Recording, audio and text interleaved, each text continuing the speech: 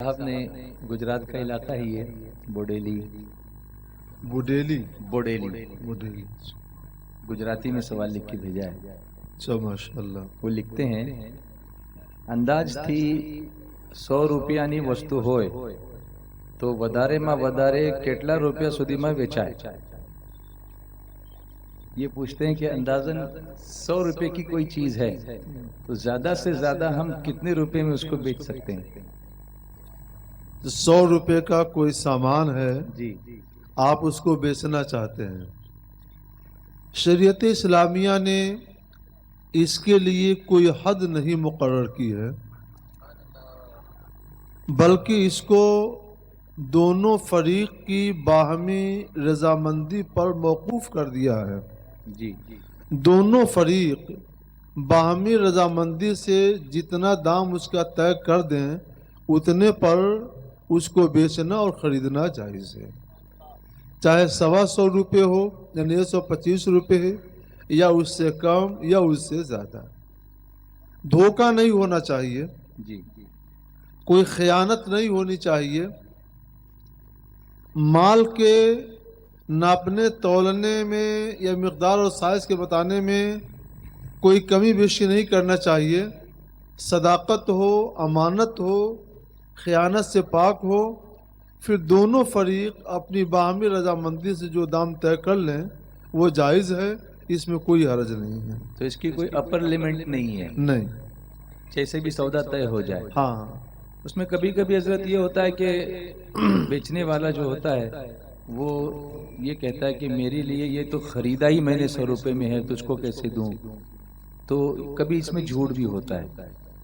ہاں, یہ طریقہ پہلے بھی تھا جی کہ لوگ بازار میں اپنی دکان لگا لیتے تھے اور اپنے سامان کو زیادہ دام میں بیچنے کے لیے یہ کہہ دیتے تھے کہ ایک گراہک نے, ایک خریدار نے تو اس کا دام اس سے زیادہ لگایا, میں نے نہیں دیا جی تو اس سے کم میں تم کو کیسے دوں. جی حالانکہ بات جھوٹی ہوا کرتی تھی. جی یا کہتے تھے کہ واللہ جتنا تم دام دے رہے ہو اس سے زیادہ میں تو میں نے خریدا ہے, جی میری خرید اتنے کی ہے تو کیسے دے دوں.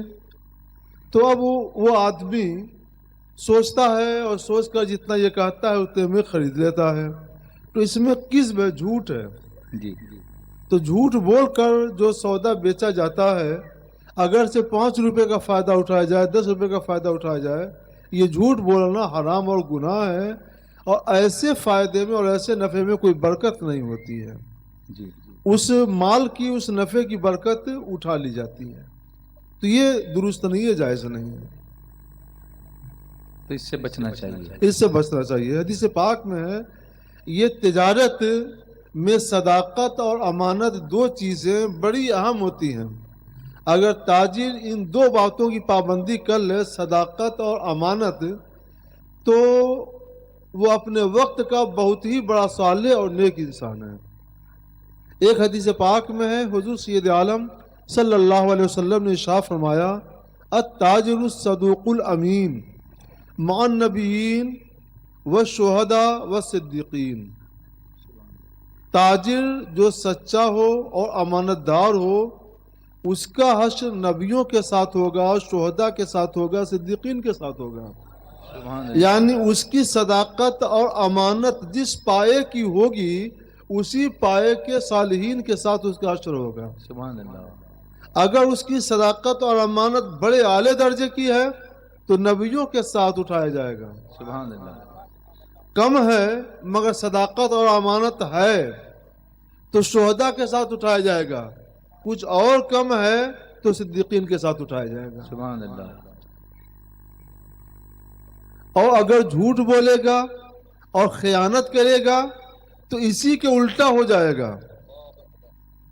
میں ان لوگوں کا نام نہیں بتاؤں گا جن کے ساتھ ایسے تاجروں کا حشر ہوگا.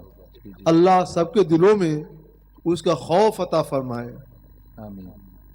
کبھی کبھی لوگ کوالٹی میں بھی جھوٹ بولتے ہیں اور یہ کہتے ہیں کہ یہ بہترین کوالٹی کا ہے, اتنے میں آپ کو کہیں نہیں ملے گا. تو اس کے تعلق سے بھی بچنا چاہیے. جی, کوالٹی میں جھوٹ بولا جائے کہ اچھی کوالٹی کا ہے حالانکہ اچھی کوالٹی کا نہ ہو، یہ بھی جھوٹ ہے، یہ بھی حرام ہوا گناہ ہے۔ سائز میں جھوٹ بول دیا جائے کہ اس کا سائز اتنا اچھا ہے، اس سے اچھے بڑے سائز کا نہیں آتا ہے، یہ بھی جھوٹ ہے، یہ بھی حرام ہوا گناہ ہے۔ یا اپنے سامان میں کوئی دوسری چیز ملا دی جائے، جیسے دودھ ہے تو دودھ میں پانی ملا دیا جائے، دال ہے تو دال کے اندر کوئی اسی کی طرح سے کوئی دوسری چیز ملا دی جائے، بادام ہے تو بادام میں اسی سے ملتی جلتی کوئی دوسری چیز ملا دی جائے جو بادام نہ ہو، تو یہ بھی حرام ہوا گناہ ہے۔ یہ دھوکہ میں آتا ہے، دھوکہ اور خیانت۔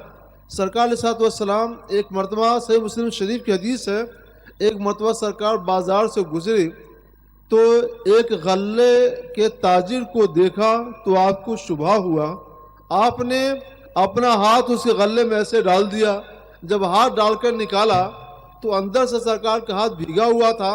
پوچھتے ہیں اے تاجر یہ کیا معاملہ ہے، اوپر سوکھا سوکھا ہے اندر بھیگا بھیگا ہے، اندر پانی کیسے پہنچ گیا، میرا ہاتھ بھیگ گیا۔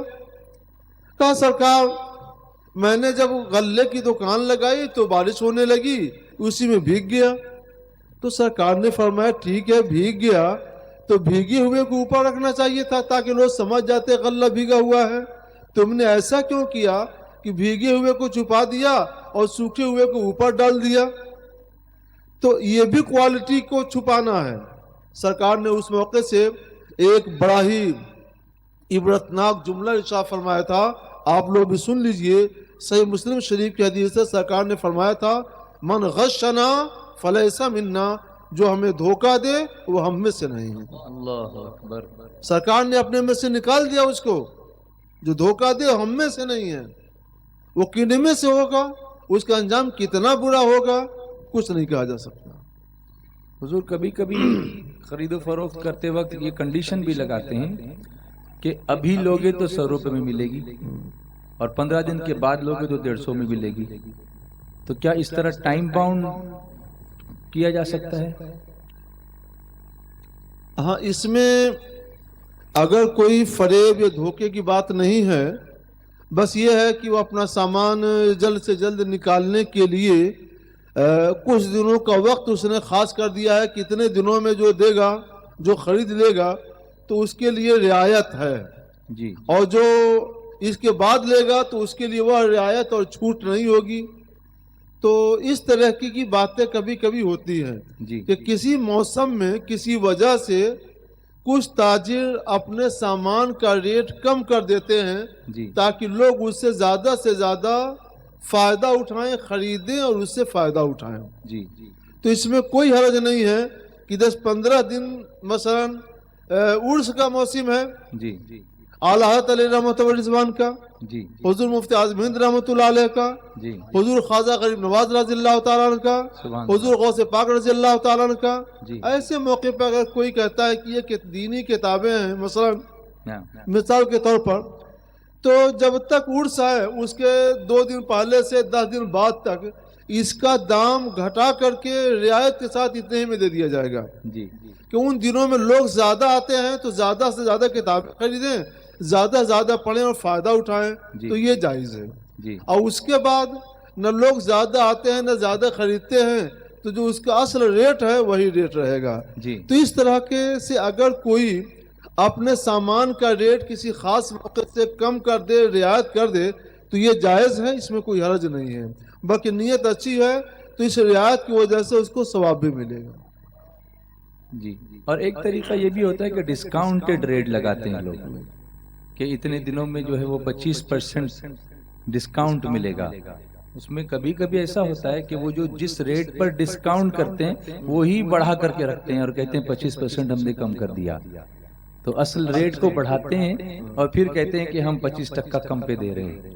ہاں، اس میں ایک بات پر لحاظ رکھنا چاہیے کہ کبھی ایسا ہوتا ہے کہ سامان کا دام کسی موسم میں بڑھ جاتا ہے، جی، اگر سامان کا دام ہی بڑھ گیا پھر بھی وہ کہتا ہے کہ میں ڈسکاؤنٹ کر کے پہلے ہی ریٹ پر دے دوں گا یا اسی ریٹ پر دے دوں گا، تو یہ جائز ہوا، درست ہے۔ اور اگر سامان کا ریٹ بازار میں نہیں بڑھا ہے، بازار میں سامان کا ریٹ وہی ہے جو پہلے سے تھا، لیکن اس نے اپنے سامان کو رواج دینے کے لیے یہ کیا کہ دام بڑھا دیا 25%، اور یہ کہہ دیا کہ 25% میں نے چھوڑ دیا اس موقع سے، جی تو یہ تو دھوکہ دینا ہوا۔ جی یہ وہی من غشنا فلیس منا میں آ جائے گا کہ جو ہمیں دھوکہ دے وہ ہم میں سے نہیں ہے۔ جی۔ اور کبھی ایسا بھی کرتے ہیں کہ سامان کو روک رکھتے ہیں، جیسے چاول ہے، جب اس کی قلت ہوتی ہے تو اس وقت اس کو اونچے دام پر بیچتے ہیں۔ ہاں، اچھا سوال کیا آپ نے، یہ بات میرے ذہن میں آ رہی تھی جی تو، لیکن آپ کے ذہن میں آئی ماشاءاللہ، اور آپ نے اس کا ذکر بھی کیا۔ لوگوں کی مجبوری سے فائدہ اٹھانا یہ گناہ اور ناجائز ہے۔ جی ایسے زمانے میں جب لوگوں کو مثلا غلے کی زیادہ حاجت ہے، مثلا قحط سالی پڑ گئی ہے، اور جن کے پاس غلہ، ان لوگوں نے غلے کو روک لیا ہے کہ لوگ جب خوب پریشان ہوں گے تو 15 روپے کلو کا چاول 100 روپے کلو میں بیچیں گے، 75 روپے کلو میں بیچیں گے، 80 روپے کلو میں بیچیں گے۔ تو یہ لوگوں کی مجبوری سے ناجائز فائدہ اٹھانا ہے، یہ ناجائز و گناہ ہے۔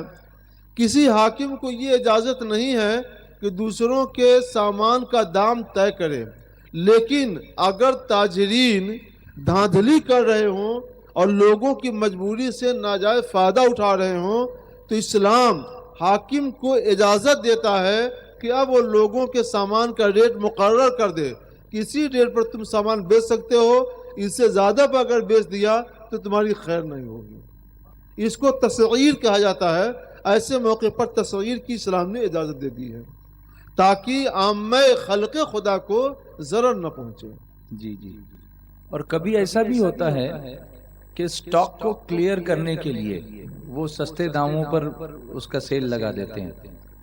ایک دکان ہے، اس میں بہت سارا سٹاک ہے، یا دکان کی جگہ خالی کر رہے ہیں وہ، تو وہ کہتے ہیں کہ بھئی ہم اس پورے سٹاک کو کلیئر کرنے کے لیے اس کو 50% پر بیچ رہے ہیں، تو اس طرح سے دام کو کم کرنا اور اس کو بیچنا، یہ تو اس میں کوئی حرج نہیں ہے۔